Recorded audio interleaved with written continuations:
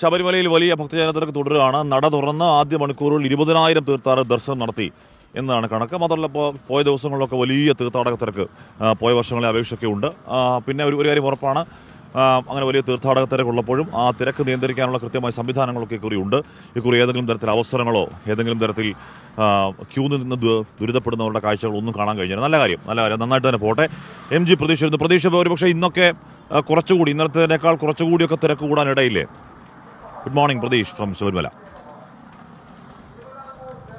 Hashmi, Christina, തീർച്ചയായും. കാരണം മണ്ഡല മകരവിളക്ക് തീർത്ഥാടനം തുടങ്ങി ഒരാഴ്ച പിന്നിടുകയാണ്. എനിക്ക് പുറകിൽ കാണുന്ന ഇതാണ് ശബരിമലയിലെ തീർത്ഥാടന തിരക്ക്. രാവിലെ 3 മണിക്ക് നട തുറന്നത് മുതൽ തന്നെ അയ്യപ്പ ദർശനത്തിനായി ഭക്തരുടെ നീണ്ട നിരയാണ് ഈ ശ്രീകോവിലിന് മുന്നിലുള്ളത്. 18-ാം പടി ചവിട്ടിയെത്തുന്ന ഭക്തരുടെ തിരക്കാണ് നമ്മൾ ഈ ദൃശ്യങ്ങളിൽ കാണുന്നത്. ഈ ആദ്യ മണിക്കൂറിൽ തന്നെ പുലർച്ചെ 3 മണി മുതൽ ഏകദേശം 5 മണി വരെ 20,000-ത്തിലധികം തീർത്ഥാടകരാണ് ശബരിമലയിൽ ദർശനം നടത്തിയത്.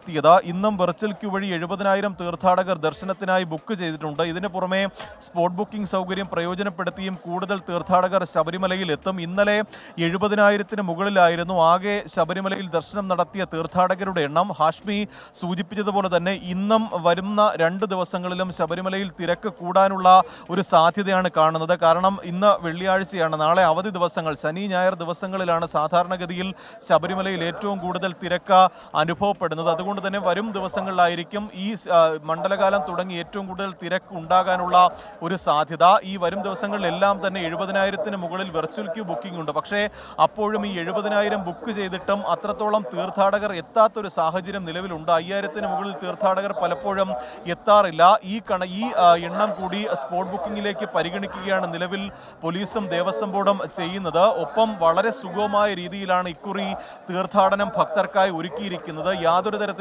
പരാതികളും നിലവിൽ ഭക്തരുടെ ഭാഗത്ത് നിന്ന് ഉണ്ടാകുന്നില്ല. കാരണം മണിക്കൂറുകൾ കാത്തു നിൽക്കേണ്ട സാഹചര്യം ഇല്ല എന്നതാണ് ഭക്തരെ സംബന്ധിച്ചുള്ള ഏറ്റവും ആശ്വാസകരമായ കാര്യം. 18-ാം പടിയിൽ ഉൾപ്പെടെ നടത്തിയ പുതിയ പരിഷ്കരണങ്ങളൊക്കെ തന്നെ ഫലം കണ്ടു. അത് പോലീസിനും നേട്ടമായി എന്നതാണ് നമുക്ക് മനസ്സിലാക്കാൻ കഴിയുന്ന കാര്യം. അതുകൊണ്ട് തന്നെ കൂടുതൽ തിരക്ക് ശബരിമലയിൽ ഉണ്ടായാലും അതിനനുസരിച്ചുള്ള ക്രമീകരണങ്ങൾ ഏർപ്പെടുത്തുമെന്നതാണ് പോലീസും ദേവസ്വം ബോർഡും അറിയിക്കുന്ന കാര്യം. എന്തായാലും രാവിലെ മുതൽ തന്നെ ശബരിമലയിൽ വലിയ തീർത്ഥാടന തിരക്ക് അനുഭവപ്പെടുന്നുണ്ട്.